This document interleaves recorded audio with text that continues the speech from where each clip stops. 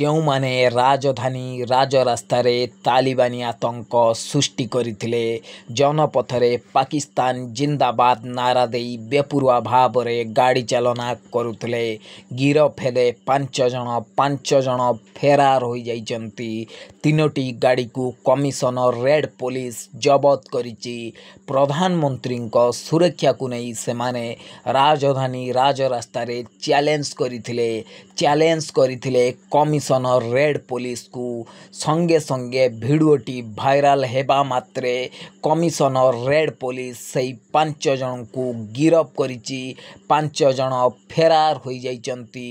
ଭିଡ଼ିଓଟିକୁ ଦେଖୁଥିବା ସମସ୍ତ ସନାତନ ପ୍ରେମୀମାନେ ସେୟାର କରନ୍ତୁ, ଯେମିତି ଆଉ କେହି ଏ ସାହସ ନ କରୁ ରାଜଧାନୀ ରାଜରାସ୍ତା ଉପରେ ଏମିତି ଲୋକମାନଙ୍କୁ ଭୟଭୀତ କରିବାକୁ ଓ ଆତଙ୍କ ସୃଷ୍ଟି କରିବାକୁ।